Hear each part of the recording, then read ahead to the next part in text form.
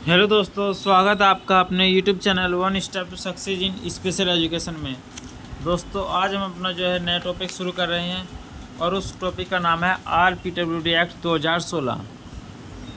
इसमें क्या क्या परिवर्तन हुए, क्या क्या नहीं हुए, उन सब क्वेश्चंस के बारे में मैं आपको बताऊंगा। तो इसके साथ अपना पहला क्वेश्चन शुरू करते हैं। The space between the lens and retina of an eye is filled by. एक आँख के लेंस और रेटिना के बीच का स्थान से भरा होता है। किससे भरा होता है दोस्तों? वेट्रियस ह्यूमर से। Vitreous humours.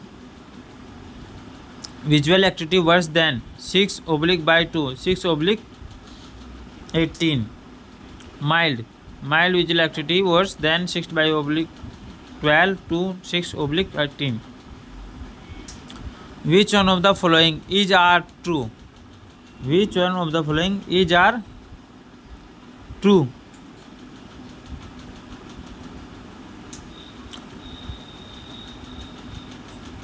Hypermetropia is now as far sightedness. निम्न में कौन सा सत्य है? दूरदृष्टि दोष को दूरदृष्टा के रूप में जाना जाता है। Visual activity worse then 6/18 to 6/60। Moderate दोस्तों, इसका आंसर आएगा moderate. Visual activity more than 6/60 to 3/60। Severe मतलब गंभीर। Visual activity worse then 6/60। Blindness दोस्तों, इसमें माइल्ड, मॉडरेट, सीवियर और ब्लाइंडनेस में किस कैटेगरी में विजुअल एक्टिविटी अलग अलग होती है, वो सब मैंने इसमें जो है आपको बता दिया। फिर दोबारा से अब जी इसमें जो क्वेश्चन होंगे वो लगभग आपके पढ़े हुए होंगे, फिर भी इसको हम कराएंगे, क्योंकि क्या है, कुछ क्वेश्चन नहीं आ ही जाते हैं कई बार निकल कर। What is the lowest intensity of sound that human ear can hear? ध्वनि की न्यूनतम तीव्रता क्या है जिससे मानव कान सुन सकता है? जिससे मानव कान से सुन सकता है। कौन सी पूछ रहा है? न्यूनतम 10 dB। निम्नलिखित प्रश्न में दिए गए विकल्पों में से विषम शब्द जोड़े को चुनिए। विषम शब्द जोड़े को चुनना है। तो डेसिबल और पावर का कोई रोल नहीं होता। डेसिबल में पावर नहीं आती। ठीक है दोस्तों, इसी के साथ चलते हैं। न्यूटन को बल से मापते हैं। ऊंचाई की उसमें होता है आवर्ती बारंबारता होती है। एक condition giving rise to difficulties in acquiring knowledge and skill to the level expected of the same age group is defined. Same age group is defined learning disability. When the world haemophilia day celebrated. World haemophilia day celebrate 17 April. By whom the feature of multiple stereotype first well defined. By whom the feature of multiple sclerosis first well defined. Jean Martin Charcot. Leprosy awareness day celebrated in which month? Leprosy awareness day January. दोस्तों, ये question है जो one liner question है, सिर्फ इनको आपको बताया जाना है बस, मुझे इसमें समझाने कुछ है नहीं। Who discovered the causative agency of the leprosy? Who discovered the causative agency of the leprosy? G.H. Armo Henson. How does temple garden think? में आता है दोस्तों इन पिक्चर। टेम्पल गार्डन कैसे सोचती है? तस्वीर से सोचती है। What is the title of Temple Grandin? TED talk about autism. What is the title of Temple Grandin? TED talk about autism. My autism world. Who discover Parkinson disease in 1817? Who discover Parkinson disease in 1817? James Parkinson. Can Parkinson disease be cover? Can be control? When was cerebral palsy discovered? When was cerebral palsy discovered? When was cerebral palsy discovered? When was cerebral palsy discovered? 19वीं शताब्दी. Who was the oldest person with cerebral palsy who lived 83 years? 83 years. ब्रंडित reward. मस्तिष्क पक्षाघात से पीड़ित सबसे उम्रदराज व्यक्ति कौन है जो 83 वर्ष तक जिए? ब्रंडित रिवार्ड. Which is the most common form of stimulant mediation of ADHD? Ritalin. दोस्तों क्या है? रिटेलिन. ADHD के लिए उत्तेजक दवा का सबसे सामान्य प्रयोग कौन सा? Ritalin. ADHD is a childhood disorder now as. ADHD is a childhood disorder now as. Hyperkinesthetic order. The first word that Helen Keller tried to spell was doll. This statement is correct. Helen Keller ने पहला शब्द गुड़िया बोलने की कोशिश की थी. यह कथन बिल्कुल सही है. The first word that Helen Keller truly understood was. पहला शब्द जो हेलन किलर को वास्तव में समझ में आया वह क्या था? वह दोस्तों जल था. वाटर, पानी. ब्लैक फिल्म में भी सबसे पहले जो लड़की को समझ में आया था वो पानी ही समझ में आया था. Helen Keller explain that Sullivan change her life by home. Helen Keller ने समझाया कि सुलिवान ने उसके जीवन को किसके द्वारा बदल दिया? केलर को आशा देगा. Giving Keller hope. Black film जो थी अमिताभ बच्चन की है, उसमें जो एक ब्लाइंड लड़की होती है उसको वजह पढ़ाने आता है और उसको जो एक्टिविटी जब सिखाता है तो सबसे पहले उस लड़की ने जो वाटर का ही महसूस किया था. सबसे पहले वाटर महसूस किया था. अंतर्राष्ट्रीय सफ़ेद छड़ी दिवस कब मनाया जाता है? अंतर्राष्ट्रीय सफ़ेद छड़ी दिवस 15 अक्टूबर को मनाया जाता है. एक क्वेश्चन दोस्तों करा चुका हूँ आपको मैं. क्या मस्तिष्क पक्षाघात के बारे में विद्यालयों में पर्याप्त पढ़ाया जाता है? इसका आंसर दोस्तों नहीं है, क्योंकि सेरेब्रल पाल्सी के बारे में पढ़ाया ही नहीं जाता स्कूलों में. तो how old was Helen Keller when she write her autobiography. जब हेलन किलर ने अपनी आत्मकथा लिखी वह कितने वर्ष की थी? दोस्तों उस टाइम 21 वर्ष की थी. मेरे जीवन की कहानी हेलन किलर की एक आत्मकथा है. यह कब प्रकाशित हुई? मेरे जीवन की कहानी हेलन किलर की एक आत्मकथा है. यह कब प्रकाशित हुई? तो दोस्तों यह प्रकाशित हुई थी 1903 में. हेलन केलर की आत्मकथा उनके प्रारंभिक जीवन का विवरण देती है. विशेष रूप से उनके उनके अनुभव एनी सुलिवान के साथ थे. एनी सुलिवान जो है हेलन किलर के जो है अध्यापक थे. उन्होंने उसी से सबको सीखा था और उन्हीं से सारे काम करने उन्हें सीखे थे. Who wrote the story of my life book. मेरे जीवन की कहानी किताबें किसने लिखी? मेरे जीवन की कहानी किताबें किसने लिखी? लूरा बीडमैन.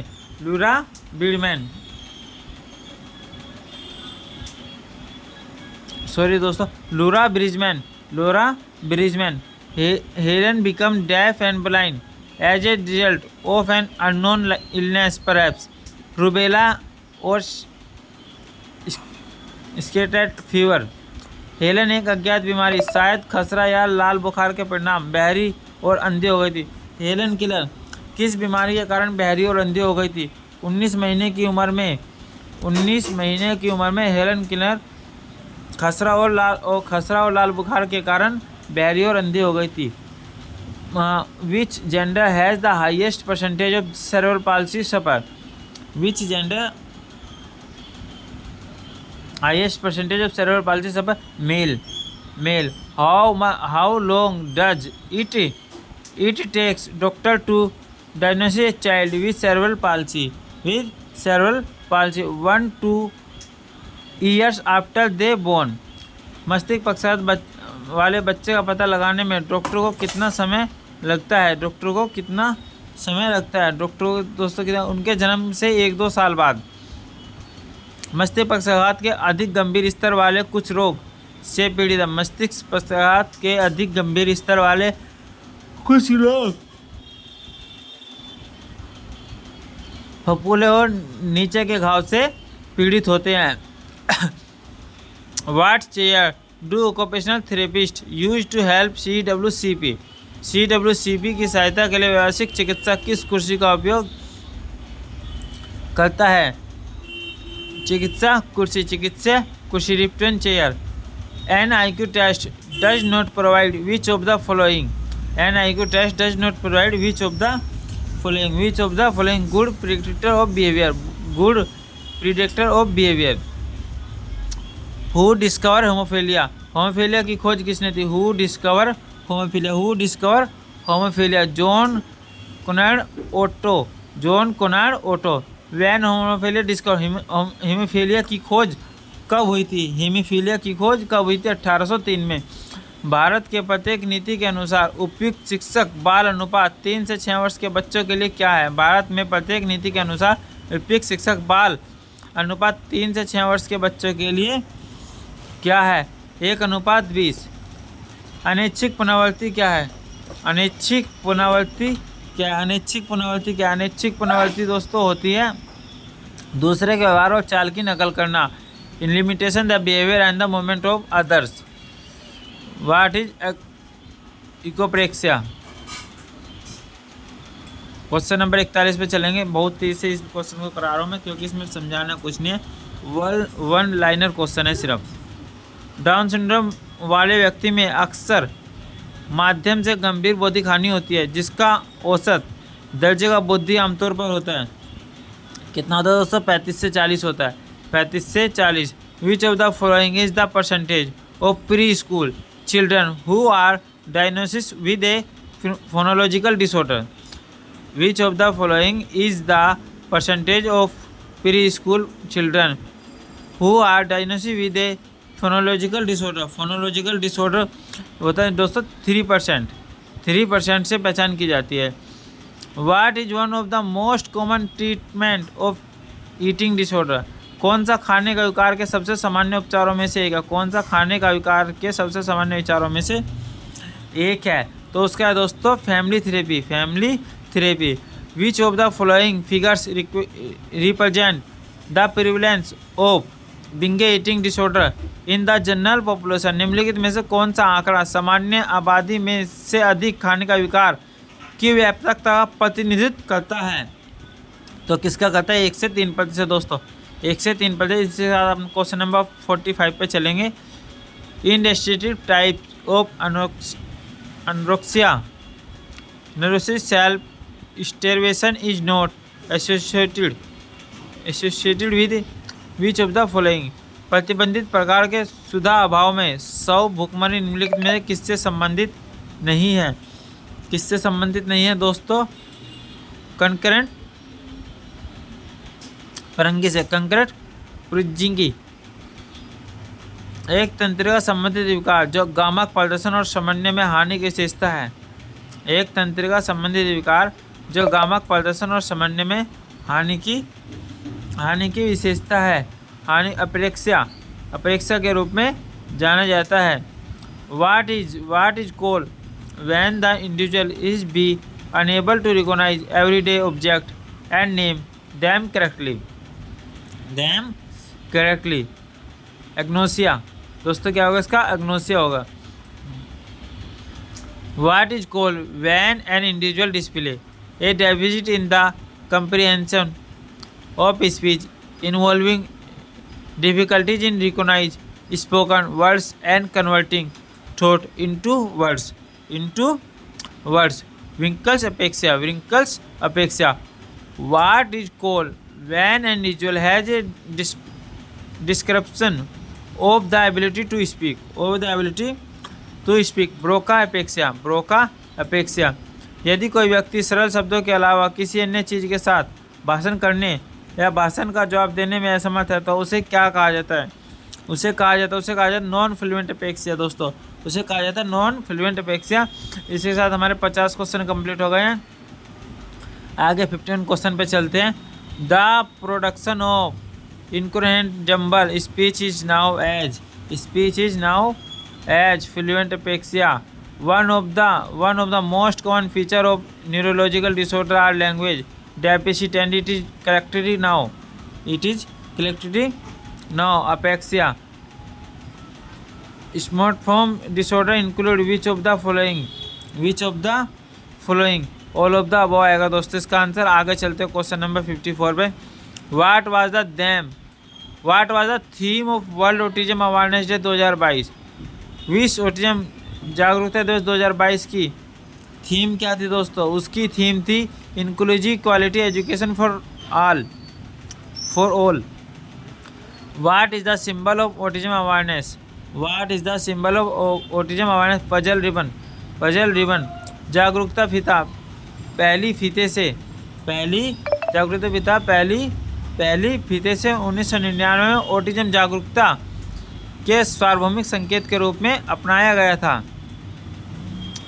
आंतरिक रक्तस्राव एक लक्षण है। हेमीफीलिया। एलडी सीखने की क्षमता वाले कितने प्रतिशत छात्र को सामाजिक कौशल की समस्या होती है? दोस्तों 75% छात्रों को होता है। Louis Braille lost this eyes at age the. Louis Braille ने अपनी आंखों की रोशनी कब खो दी थी? 3 वर्ष की उम्र में। ब्रेल लिपि का विकास कब हुआ था दोस्तों? ब्रेल लिपि का विकास 1824 में हुआ था। 1921 में सफ़ेद छड़ी का आविष्कार किसने किया था? 1921 में सफ़ेद छड़ी का आविष्कार जेम्स विक्स ने किया था। सफ़ेद छड़ी में भाग होते हैं। सफ़ेद छड़ी में दोस्तों कितने भाग होते हैं? सफ़ेद छड़ी में दोस्तों हमेशा 3 भाग होते हैं, वो फोल्ड हो जाते हैं 3 भाग के कारण। अमेरिका का मिर्गी संस्थान कितने मुख्य प्रकार के दौरों की पहचान करता है? अमेरिका का जो मिर्गी संस्थान है कितने प्रकार के दौरों की पहचान करता है? 4 प्रकार के दौरों की। अंतर्राष्ट्रीय पहिएदार कुर्सी दिवस कब मनाया जाता है? सेरेब्रल पाल्सी से संबंधित है दोस्तों ये।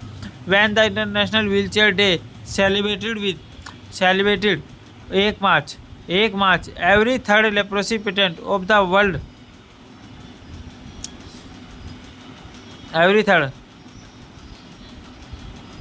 लेप्रेसी से हर तीसरा व्यक्ति कौन से देश में है? इंडियन। किस में दोस्तों? इंडियन। कुष्ठ रोग में इंडियन है सबसे ज़्यादा गंदगी भारत में तो है आज के टाइम में। Those who acquire a service visual impairment after age 2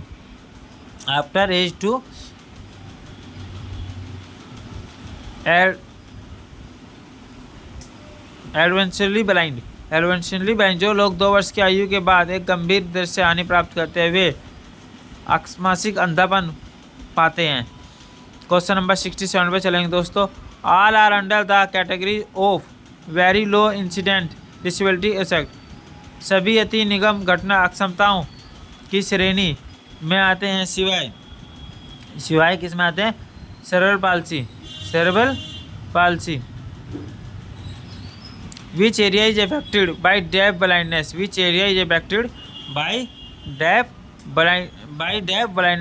All of the above। Communication से होगा, फिजिकल से होगा, कॉग्निटिव होगा। When world thalassemia day celebrated दोस्तों थैलेसीमिया डे सेलिब्रेटेड होगा 8 मई को। एक छात्र दिन के अधिकांश समय के लिए ठीक है लेकिन ना कहने और ना कहने के समय नियंत्रण में संघर्ष महसूस कर रहा है। वह किस स्थिति से पीड़ित हो सकता है? वह दोस्तों किससे पीड़ित होगा? वह होगा ऑपोजिशनल डेफिशिएंट डिसऑर्डर से, जो अपनी बातों कह नहीं सकते, सुन नहीं सकते, समझ नहीं सकते। Which structure of the brain control speech? Frontal lobe. What is most suitable word use for disable person?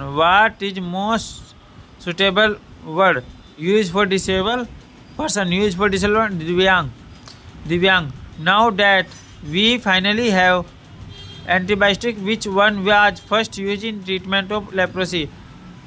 अब जब हमारे पास प्रतिजैविक है कुष्ठ रोग के उपचार में सबसे पहले किसका उपयोग किया गया दोस्तों? प्रोमिन का। कुष्ठ दिवस की शुरुआत 1954 में फ्रांसीसी परोपकारी और लेखक द्वारा की गई थी। Leprosy day was in 1954 by French film and writer Raoul Follereau.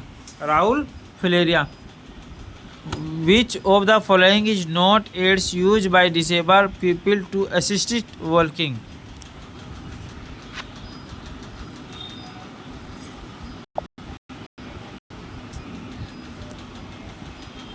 Which of the following is not aids used by disabled people to assist walking? Splints क्या आएगा दोस्तों इसका? Splints. Cerebral palsy appears in what stage of life? Cerebral palsy appears in what stage of life? Childhood. Following are the medication of cerebral palsy.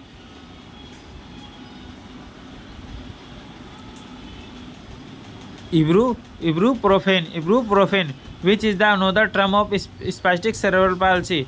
Which is the another term of spastic cerebral palsy? Pyramidal.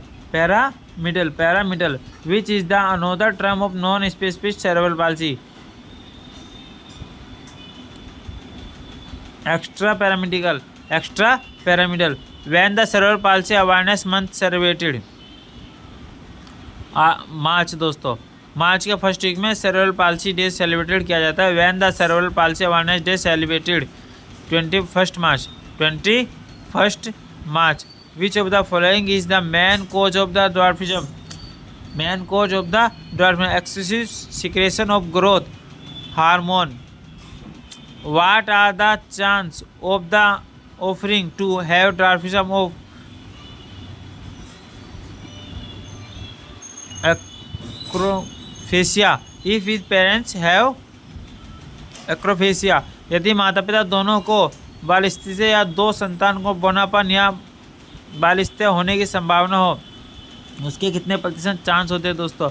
उसके होते हैं 50% chance. What is the average expected height of male with dwarfism? बोनेपन में male की height maximum कितनी होती है? 4 feet 9 inch. What is the height of dwarfism according to RPW act 2016? RPW act 2016 में 4 फीट 10 इंच और लेस 4 फीट 10 इंच कर दिया दोस्तों. इसमें वैसे 4 फीट 9 इंच होती है और 4 फीट 10 इंच जो है आरपीडब्ल्यू 2016 में की थी. What is the height of dwarfism according to RPW act 2016? Centimetre में कितनी हाइट दी गई है इसकी? 147 centimetre. When the muscular dystrophy awareness day celebrated? Muscular dystrophy awareness day celebrated कब मनाया जाता है दोस्तों? 15 सितंबर को. Which year muscular dystrophy association form? मांसपेशिया शरण संस्थान का गठन किस वर्ष में किया गया था? 1959 में. धारा 300 सेक्शन अकॉर्डिंग टू 326 में तेजाब फेंकने की सजा का प्रावधान है. न्यूनतम सजा 10 साल की किया था. इसे जुर्माने के साथ आजीवन कारावास भी बढ़ाया जा सकता है.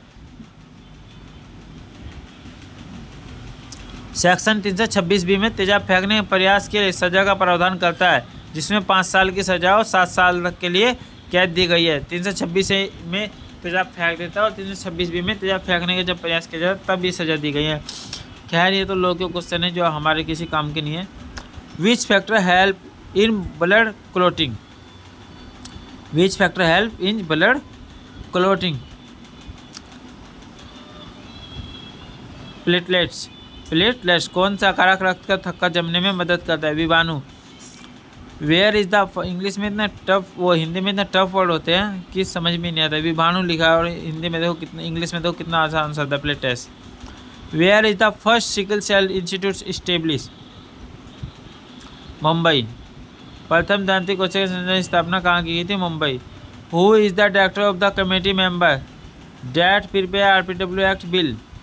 आरपीडब्ल्यू विधेयक तैयार करने वाले समिति सदस्य निदेशक कौन है?